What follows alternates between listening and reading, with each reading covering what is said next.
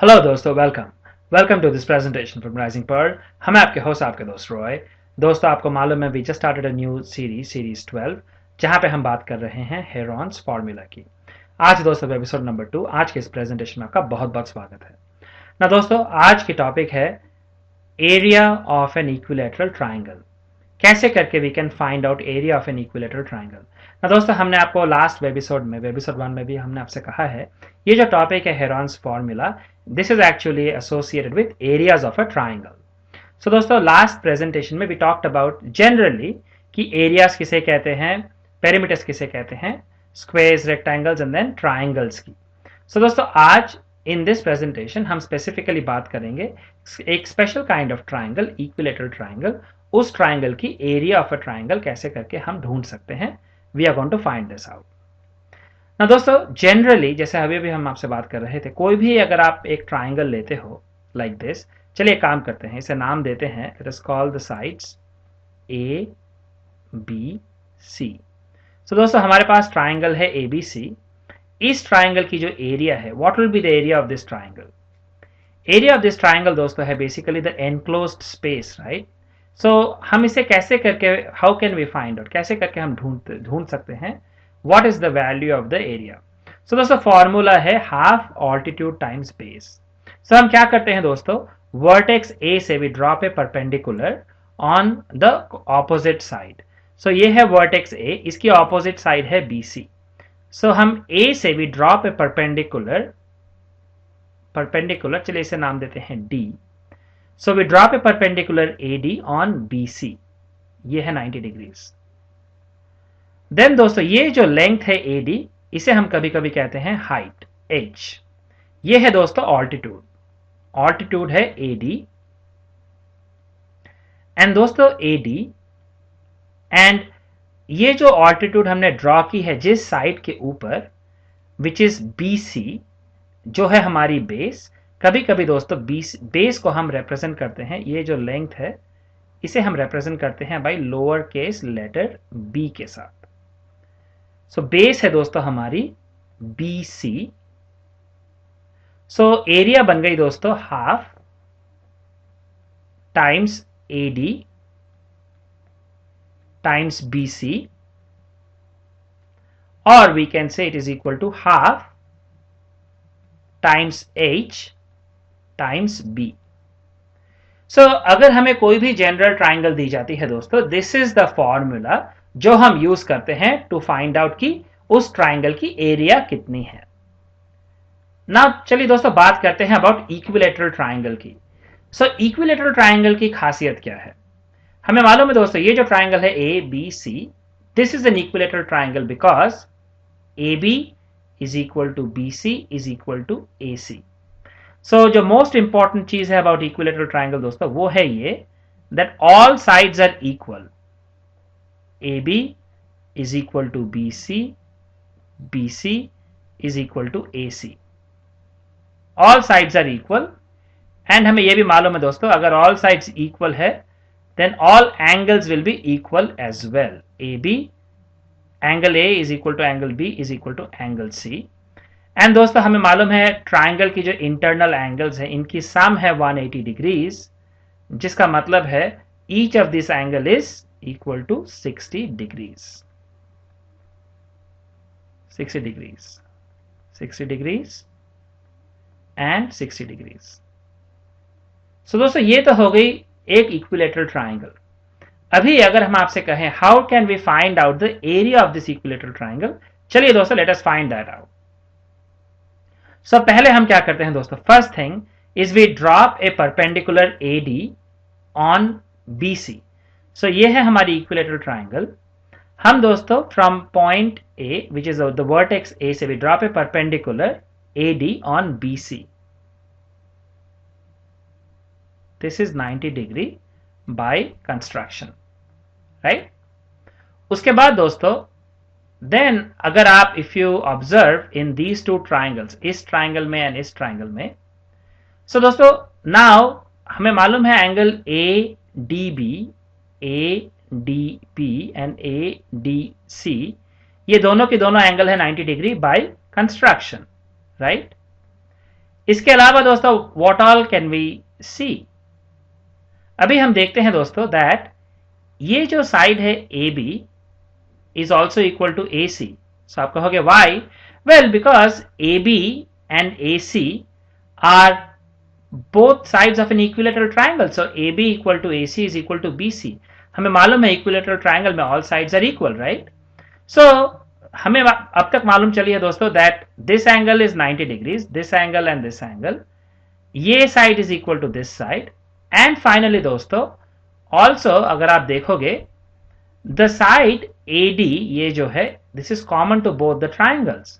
इसका मतलब यह हुआ दोस्तों, yes आपने rightly guess की है that these two triangles are congruent, यानी कि these two triangles are identical by RHS congruence rule। हम आशा करते हैं दोस्तों you have gone through हमारी जो presentation थी on series, all the presentations on series, we believe it was series 7 I think, जहां पे we were talking about triangles। हमने आपको दिखाई थी different kinds of congruence rules, वो कौन कौन सी है and how we can prove each of those congruence rules।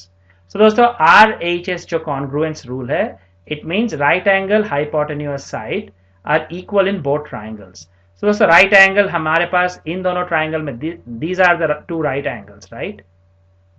These are the two right angles 90 degree 90 degree, and then ये जो hypotenuse है these two are equal, and जो side AD है that is common, right? जिसके वजह से these two triangles are congruent। अभी दोस्तों एक काम करते हैं, अगर ट्राइंगल्स कॉन्ग्रुएंट है इसका मतलब क्या है ना दोस्तों, we know that corresponding sides of congruent triangles are equal, right? इसका मतलब है दोस्तों BD will be equal to DC। Why? Because these two are congruent triangle, ये दोनों एंगल आपस में इक्वल है, right? If these two angles are equal, इनके जो ऑपोजिट साइड है वो दोनों साइड्स इक्वल है, क्योंकि दोस्तों these two are congruent triangles, right? So इसका मतलब ये हुआ BD is equal to DC, यानी कि BD is half BC, D is the midpoint, so BD is equal to half of BC, right?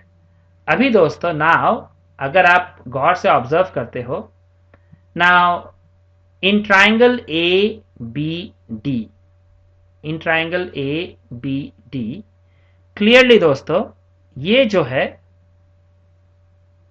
this is 90 degrees by construction, right? और एक काम करते हैं दोस्तों, चलिए एक काम करते हैं, let us call ये जो equilateral triangle है ABC, हर एक साइड को let us call it lower case a, मतलब जो वैल्यू है जो लेंथ है उसे कहते हैं lower case letter a। So दोस्तों ये जो ट्राइंगल है ABD, यहाँ पे we have a 90 degree angle, so इसका मतलब है ये है right angle triangle, right? ABD, यहाँ पे दोस्तों सो हाइपोटेन्यूज है दिस। नाउ ये जो लेंथ है दोस्तों BD, right? How much is BD? BD is actually A/2, right? Because D है मिड पॉइंट और BC है A, BC है A, सो BD है A/2।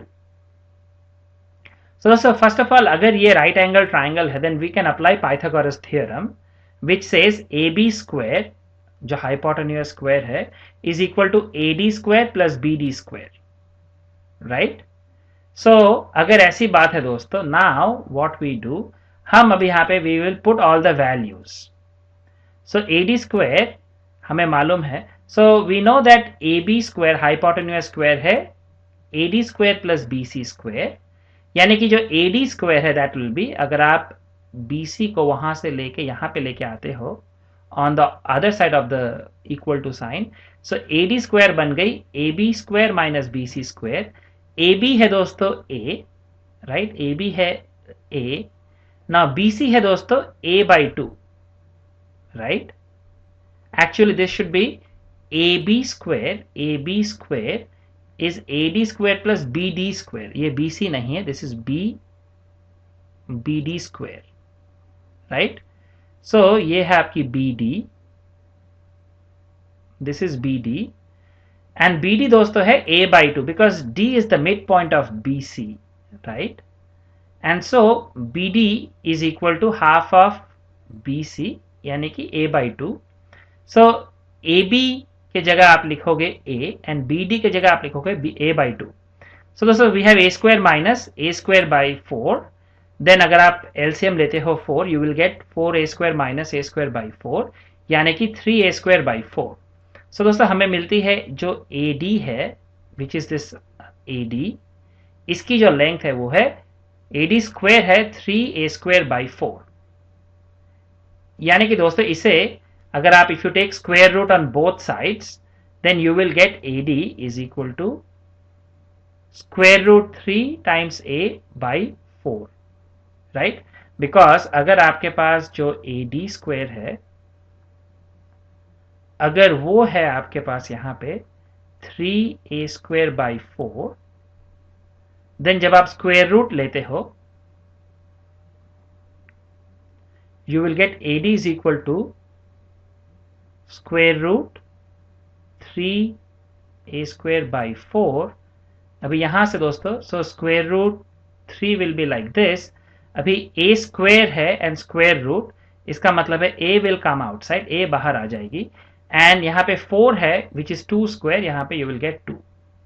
सो AD जो है दोस्तों that is square root 3 times a/2. So हमने why did we find AD?